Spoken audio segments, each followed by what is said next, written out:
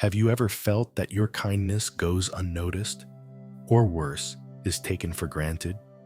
If so, you are not alone in our world. Genuine generosity often goes unnoticed or is met with indifference.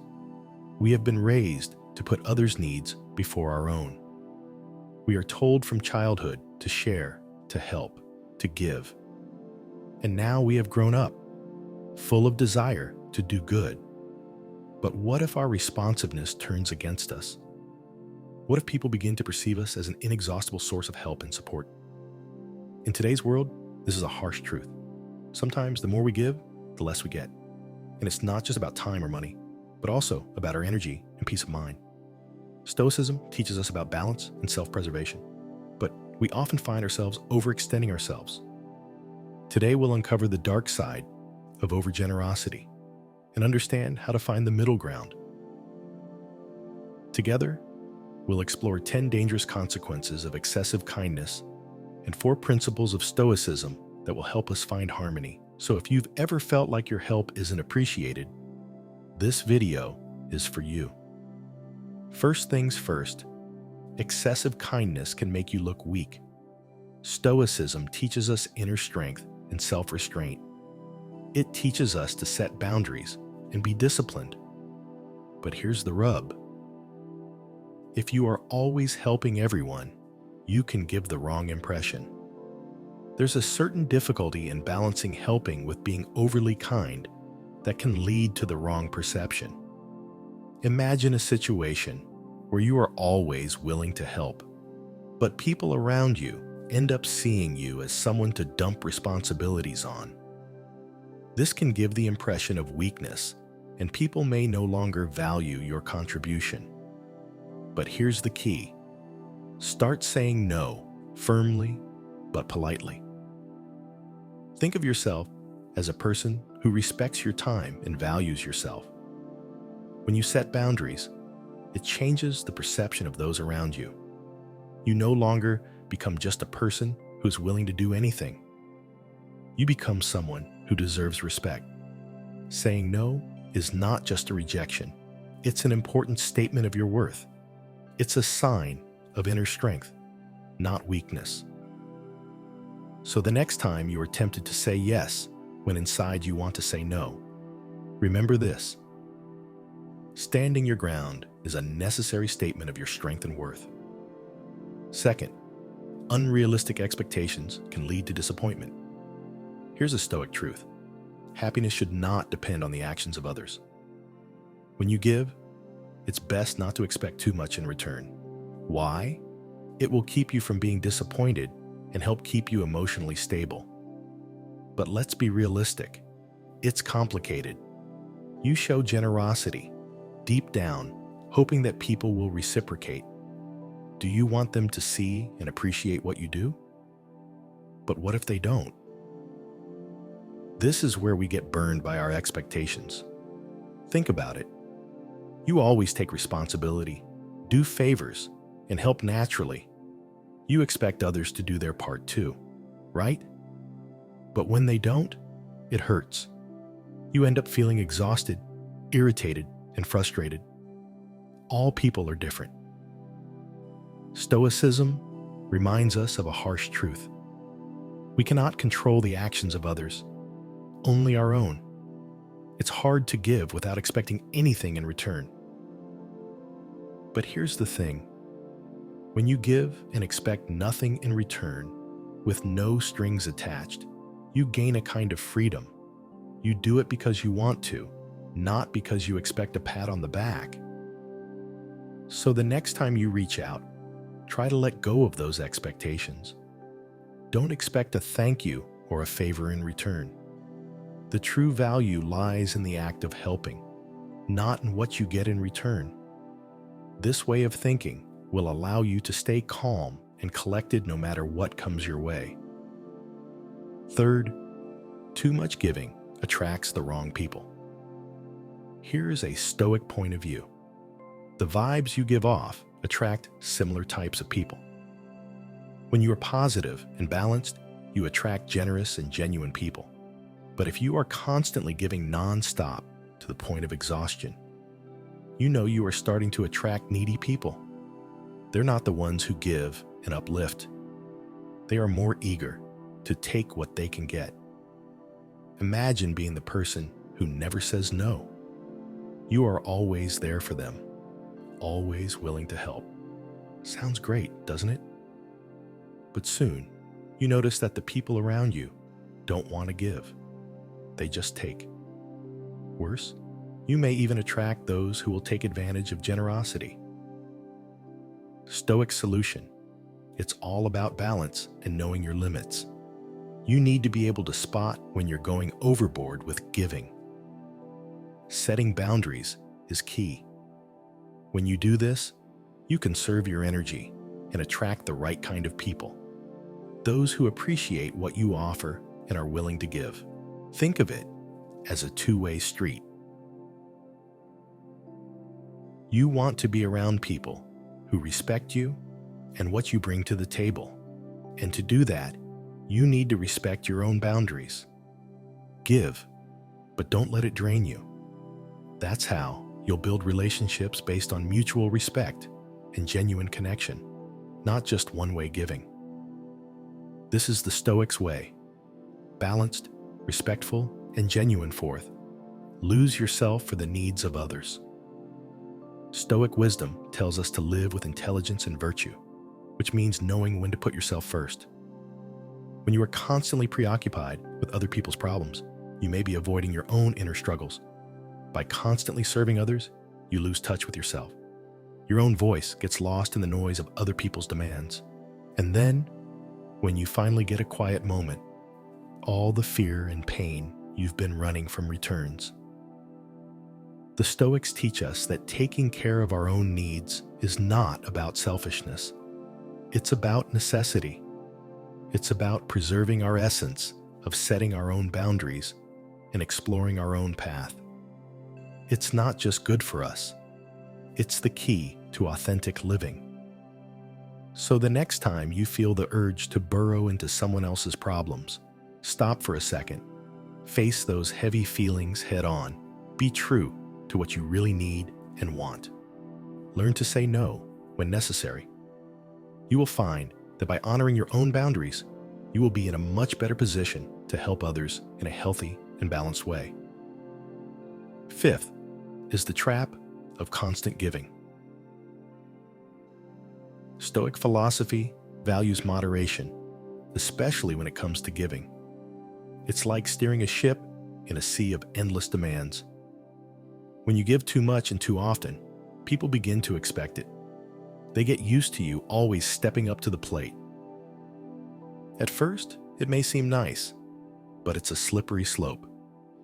Here's the thing. People naturally gravitate towards what's easy. If you're always taking responsibility and solving problems, you're essentially letting others stay in their comfort zone. They don't feel the need to step up or face challenges because they know you can handle it. But this not only affects you, it affects them. You end up taking on burdens that don't belong to you, and it can drain your energy and emotional well-being. Stoicism teaches us to find balance, to give, but not so much that we lose ourselves in the process. When you start to set boundaries and slow down a bit, something interesting happens. People start to realize that they can't always lean on you. They start taking responsibility for their own stuff, which is good for both them and you. A powerful quote by Seneca captures this idea perfectly. True generosity is giving what is needed, not just what is asked for. This quote reminds us that sometimes the greatest gift we can give is not to fulfill every request, but to allow others to fulfill their own needs. It is in this balance that we find the essence of true generosity. Generosity that enriches all participants without depleting anyone. By practicing balanced generosity, you gain control of your life without falling into a cycle of constant giving. Remember, you don't just have to be generous, you have to be generous wisely. This is how you help others without losing yourself. This is the true art of giving. Sixth, excessive kindness can breed suspicion. Stoicism teaches us to live according to our values, regardless of the opinions of others. The goal is to follow your principles by building a sincere and sustainable reputation. However, in a world where genuine kindness is rare, excessive kindness can ironically cause perplexity. People may begin to question your motives. They will ask themselves, why is this person so generous? What's in it for them? It's not that you've necessarily come across a group of cynical people. Often, it's just a realistic reaction. People are used to seeing kindness with an undertone, so when someone comes along who is eager to give everything and help, it can seem suspicious. In many cases, they have encountered people who seem kind, but have hidden self-serving agendas. This experience makes them wary and even skeptical of genuine acts of kindness. This does not mean that you should reduce your generosity. Rather, it is about finding a balance. Be kind, but also be transparent. Let your actions speak to your integrity. Remember, it's not about seeking approval. It's about being true to your values. Over time, consistent and balanced kindness can break down the walls of suspicion by showing the sincerity of your intentions. This is the kind of authenticity advocated by Stoicism, a virtue that stands the test of time and skepticism. Seventh, the risk of addiction. Stoicism warns us of the danger of losing our balance in life, especially when it comes to giving. It's all about moderation and self-control. When you give too much, when you're always the one others lean on, it can lead to dire consequences. You may start looking for ways to cope with stress and emotional exhaustion. This is where the risk of addiction creeps in. You may find yourself passing on, drinking too much, or gambling too much. Anything to fill the void created by constant giving. Props encourage us to listen to those close to us. If a friend or family member expresses concern, it's worth paying attention. We often fall into denial when faced with the possibility of addiction. It's easier to brush off their concerns than to acknowledge the problem. But these comments usually come from a place of caring and love. Accepting such feedback is a step toward self-reflection and growth. It's important to remember that those who care about us are not trying to criticize or judge us. They are concerned for our well-being. Taking their concerns seriously is a way of respecting ourselves and our path to a balanced life. It is the practice of Stoicism in real life using moderation and self-control to avoid harmful behaviors that can harm our health and happiness. After all, recognizing and eliminating these risks is a sign of strength. It demonstrates a commitment to one's own well-being and to living according to the Stoic principles of balance and introspection. Eighth, overcoming the challenges of unbalanced relationships. Imagine being the person on whom everyone relies when they find themselves in a predicament. It's nice to feel needed, right? But then you start to notice that you're not on the guest list for weekend dinners or random hangouts. You help them through the tough times, but when it comes to sharing laughter and good memories, you stand aside as if you're good enough to lend a helping hand, but not share a smile. This realization can hurt. You are not just a helper. You are a person who also seeks fun and companionship. This is a common scenario. People often categorize others based on what they bring to the table. If you are always helping, that becomes your label. And what happens in the end? you miss out on the opportunity to be a friend, an equal to yourself. This situation isn't just unfair, it's a red flag. You begin to wonder if I am valued for who I am, or only for what I can do for others. Now let's look at the Stoicism approach. Stoicism is not the absence of emotion, but an understanding of human nature and wise behavior. This situation is a chance to reevaluate your relationships. It is a test of your ability to discern who values you as a person and who sees you as a means to an end. It's challenging, but important. You learn to identify authentic friendships and distance yourself from one-sided relationships. In addition, Stoicism encourages us to reflect on our role in this dynamic. Do we maintain this pattern of behavior by always saying yes? If we are not neglecting to express our own needs and desires in friendships, it is about finding a balance between helping others and being true to ourselves by setting boundaries and expressing our own needs. We invite more authentic connections into our lives. We begin to attract people who value us for our whole selves, not just our willingness to help. Ultimately, overcoming these buts is about self-respect and mutual respect. It's about spending our time and energy on people who value us wholeheartedly. Not only is this approach consistent with Stoic principles, but it leads to more fulfilling and balanced relationships. Ninth, lack of reasonable boundaries with loved ones. Stoic wisdom teaches us to set reasonable boundaries in all areas of life, including our relationships with loved ones. Paradoxically, it is often family and friends who have the hardest time saying a firm no. We are afraid of offending a dear person or seeming callous. Besides, these relationships are based on trust and care, aren't they? But here's what Stoicism says. True caring is not unlimited dedication, but appreciation of one's own strengths and resources. Sometimes our loved ones may not consciously take our willingness to help for granted. They get used to us always being there for them. Then one day, you realize that your own needs have been sidelined. As Seneca said, helping friends must have its limits. Otherwise, we ourselves will need friends.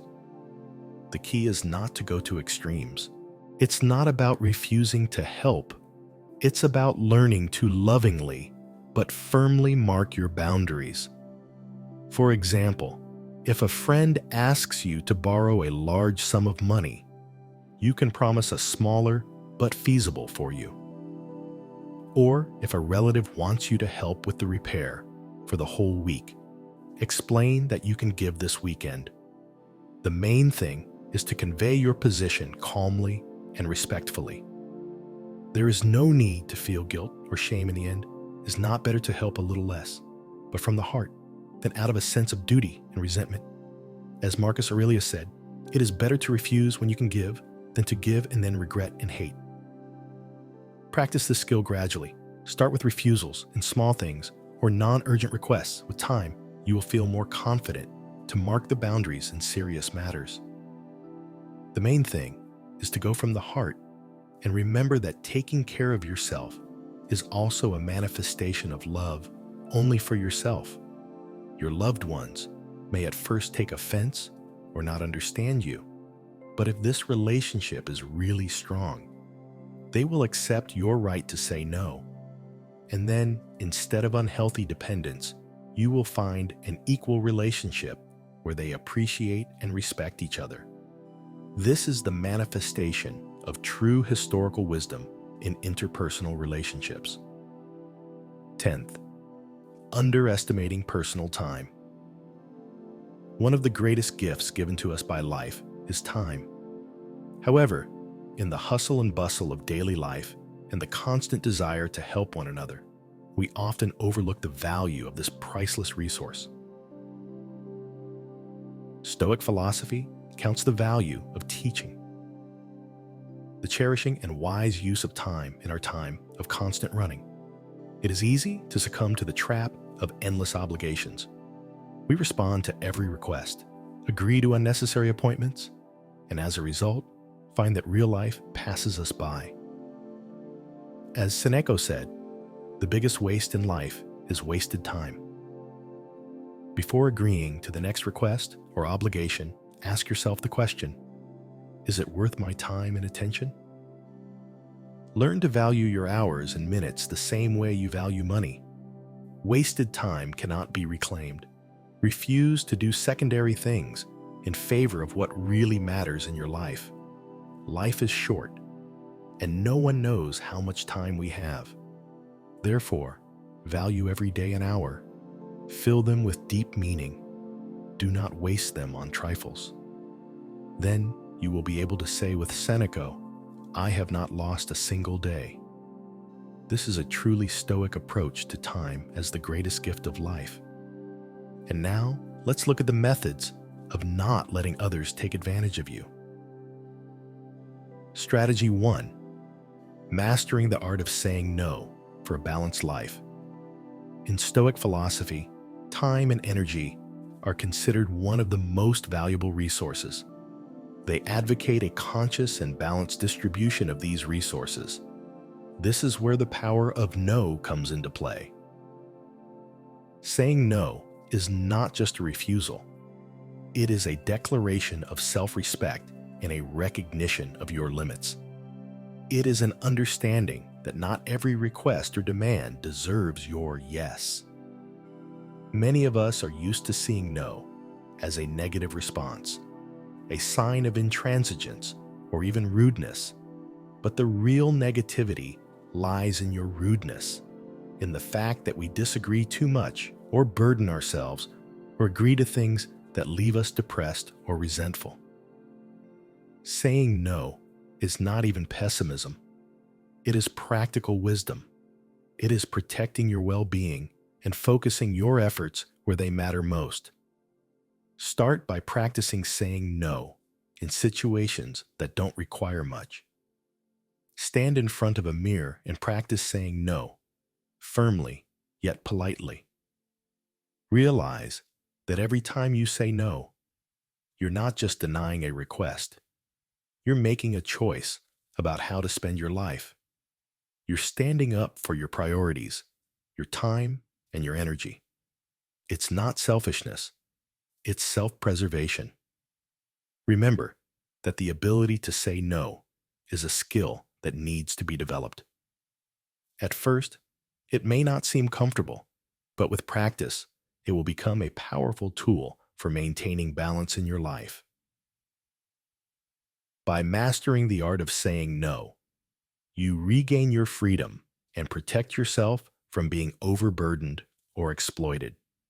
This is a fundamental step to living a life that aligns with your values and priorities according to Stoic teachings.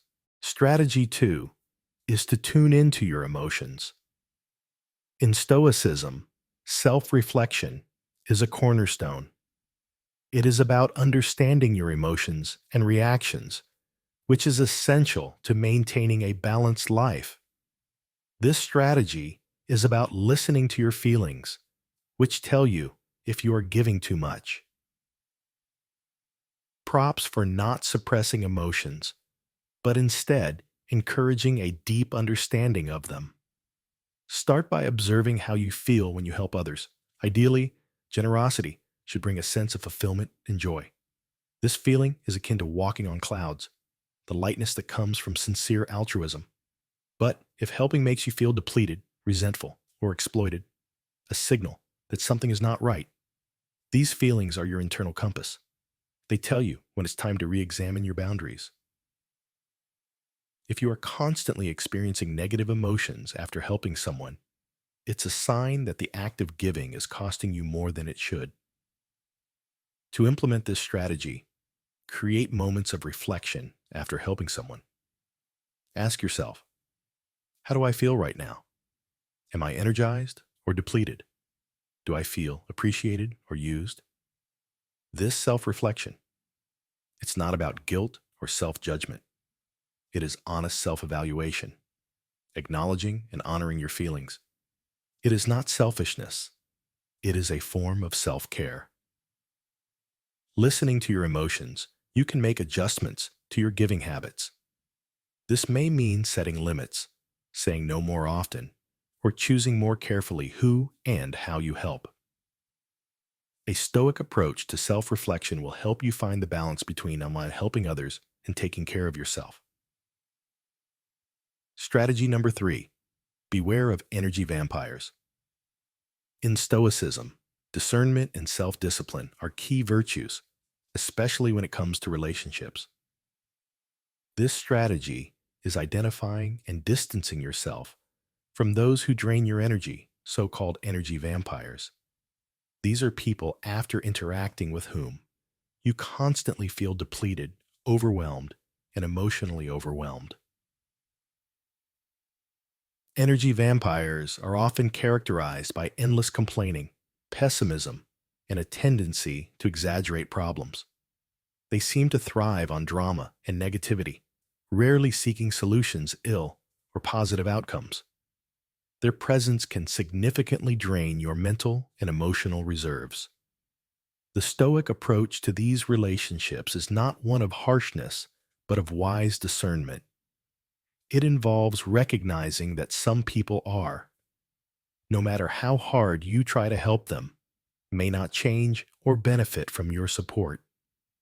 They are not necessarily bad people, but their impact on your well-being can be extremely negative. It's important to set firm boundaries with these people. If you constantly feel worse after interacting with someone, this is a sign that you need to reevaluate the relationship. This does not mean that you need to abruptly cut off communication with the person or become indifferent to their problems. On the contrary, you need to limit the impact of their negativity and protect your own emotional health. In practice, this may mean setting limits on the amount of time you spend with them, on the type of support you offer, or even withdrawing from the relationship if necessary. Remember that Stoicism teaches us that we cannot control other people, only our reactions to them. By choosing where and with whom to invest your energy, you are showing Stoic wisdom and taking care of yourself. Strategy number 4 is respecting your space and time. In Stoicism, the reasons for self-respect and self-discipline are paramount. This strategy is based on the importance of allocating time and space for yourself. It's about making time for activities that bring you joy and relaxation. Whether it's a yoga class, painting, or just a cup of tea with music, these moments are vital to your well-being. Think of this self-care time as an appointment with yourself that is just as important as any other commitment in your schedule. Make it a priority to fulfill your commitments effectively so that you can make time for these rejuvenating activities. It's important to take this practice seriously by scheduling it regularly, whether it's daily or weekly. Now, for the most important part. If someone asks you for self-care help, remember your commitment to yourself. It's okay to say no. It's not about being uncooperative or not taking care of yourself. It's about respecting your own needs. You can be polite but firm, explaining that you have an obligation to yourself. If you are willing to go to a meeting, offer to help at another time, but make it clear that your willingness has limits. Remember that according to Stoic teachings, above time and space are not just valuable, they are non-negotiable aspects of your life that deserve respect. By honoring these personal boundaries, you are not only taking care of yourself, but you are showing others how to treat you with the same respect. This approach will help you maintain a healthy balance between helping others and taking care of your own needs. In conclusion, Stoic wisdom teaches us that balance is key in all aspects of life, and generosity is no exception. If we give too little, We can appear selfish and stingy. And if we give too much, we drain our energy, time, and even financial resources. The ideal approach lies in the gray areas, in those nuances where we find the right balance between helping others and taking care of ourselves. Always remember, when you are unsure of whether or not you should give, the word no can be your greatest ally. If you found value in our video, please like, subscribe to our channel, and leave a comment. May your path be stoic and filled with wisdom. See you soon.